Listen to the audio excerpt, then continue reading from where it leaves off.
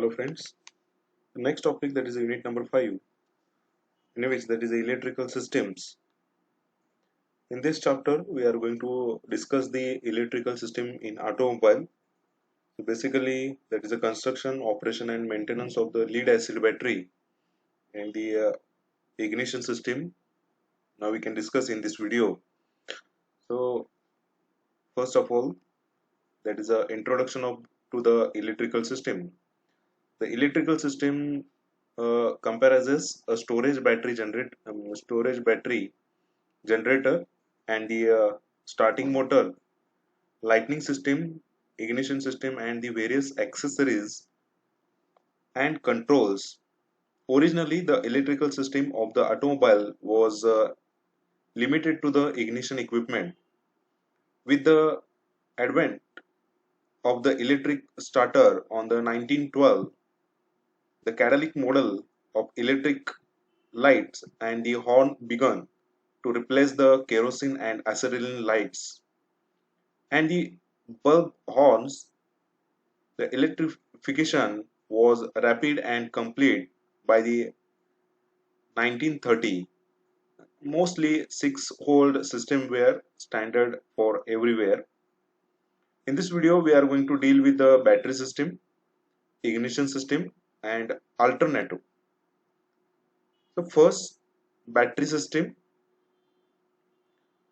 Most of the in old days they can use the lead acid batteries invented in 1959 by the French physicist Gaston Planet are the oldest type of rechargeable battery, and despite having a very low energy to weight ratio and low energy to volume ratio, their ability to supply high surge current means that the cells maintain relatively large power to weight ratio. These features, along with their low cost, make them attractive for the use in motor vehicle to provide the high current required by the automobile starter motors. So basically this is the construction. The negative and positive terminal and plates are the placed negative plates, and the cell dividers are in between the leads, and protective casing it is provided and with the electrolyte solution, that is dilute sulfuric acid solution, that is inside the protective casing is provided in battery system, lead acid battery. The charging and discharging process with chemical reaction. First we can see the discharging process. So negative plate reaction, anode reaction, that is a Pb, and that is a react with the HSO. With the PbSO4 it is a formation with the hydrogen and 2 electrons are released. And positive plate reaction, cathode reactions are the PbO2 plus HSO plus 3H are taken with the 2 electrons, and PbSO4 it is formulated, and the total reaction can be written, that is a Pb plus PbO2 plus 2H2SO4. Then it is a react, and that is a formation of 2 PbSO4 plus 2H2O. At the time of discharging they release the energy with the in the form of electrons, and at the time of, that is a charging, negative plate reaction, that is a PbSO4 that is react with the H hydrogen and 2 electrons, and that is the formation of the separation of the Pb and HSO4.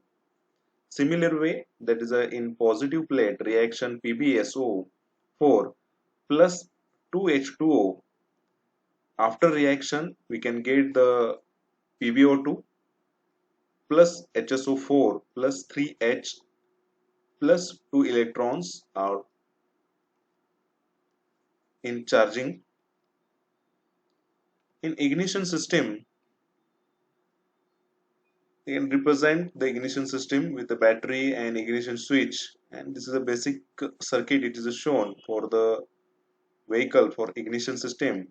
Ignition system is the system for ignition of fuel air mixture. Ignition systems are well known in a field of internal combustion engines, such as those used in petrol engines used to power the majority of motor vehicle, but they are also used in many other applications, such as oil-fired and the gas-fired boilers and rocket engines. The first ignition system to use an electric spark was probably in a electric pistol. It is a Alessandro Volta's toy electric pistol from the 1718. Virtually all petrol engines today use the electric spark for ignition.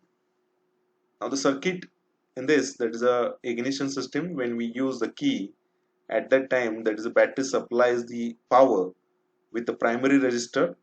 Now we can represent primary resistor with the red lines, that is a low voltage, and secondary voltage with the high voltage with the blue color line. And we can represent ground, that is all grounds are connected to the metal body and frame to the coil, and that electricity with the secondary wiring high voltage, it is provided to the rotor. So numbers of points are connected with the spark plugs with the 6-cylinder engine, and spark plugs are distributed, that is a distributor cap with the connected with the high secondary voltage lines, and vacuum advance with the distribution the points and condenser through which the rotary with alternative the spark plug will be the creates the spark inside the cylinder, and charge will be get burned. So this system it is used in gasoline and petrol engines nowadays. Second, the battery and coil operated ignition, that is the second type, battery and coil operated. So ignition coil through which capacitor is connected to the contact breaker, and the distributor. So continuously distributor will be the provide 1 3 4 2 in the sequence 4-cylinder engine.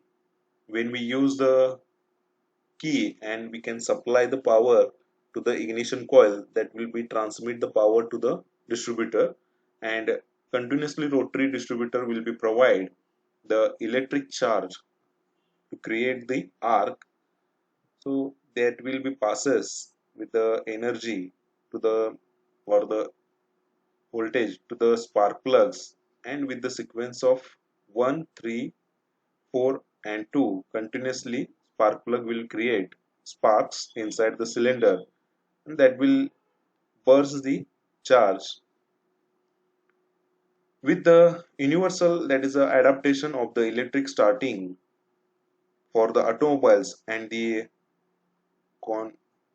availability of the large battery to the provide the constant source and of the electricity, magnetosystems were the abundant for the system which is interrupted the current and battery voltage used, and ignition coil, the transformer, it is also called as a transformer to step the voltage up to the needs of the ignition, and distributor to, that is a route to the ensuing the pulse to the correct spark plug at the correct time through the distribution system. The first, that is a reliable battery operated ignition was developed in Dayton Engineering Laboratories, Delco, and introduced in 19th century. That is a catalytic.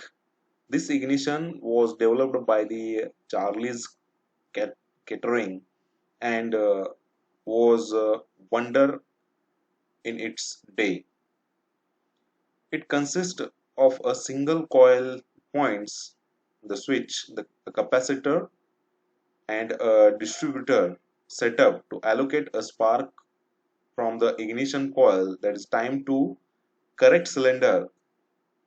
The coil was basically there is a transformer set up the low voltage that is a 6 or 12 voltage supplied to the high ignition voltage required to jump this spark plug gap, and the points allow the coil to charge magnetically, and then the they are opened by the cam arrangement.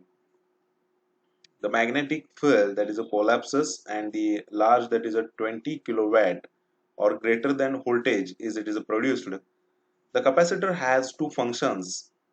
First one, it is absorb the back EMF electromotive force from the magnetic field, and in the coil to minimize the point of contact that is burning and minimizing the point life. And second function is the it is forms the resonance circuit with the primary coil of the ignition coil. Now alternators are used in modern automobile to charge the battery and to power the electrical system when its engine is running. Until that is 1960, automobiles are used DC dynamo generators with the commutators with the availability of affordable silicon diode rectifiers, and alternators were used instead. They were first introduced by the Charles Corporation of Valiant in 1960 and several years ahead of the Ford and GM, General Motors. Alternators have several advantages over the direct current generators. They are lighter, cheaper, and more rugged. They use slip rings, providing greatly extended brush life over the commutator.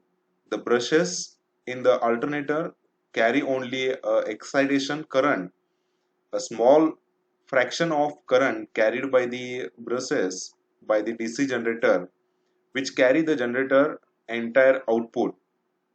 The set of the rectifiers that is diode bridge is required to convert the AC to DC to provide direct current with a low ripple, and a three-phase winding is used to a pole pieces of the rotor are shaped and to produce the waveform similar to the square wave instead of the sinusoid.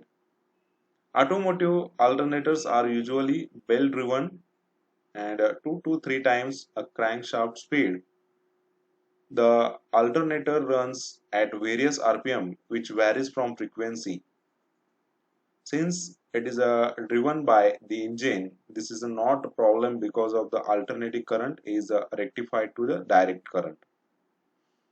So next part of this in this chapter, that is a battery charging system, that is principle and the basically that is the operation, cutouts and regulation, and remaining part we can see in the next video. Thank you. Stay connected.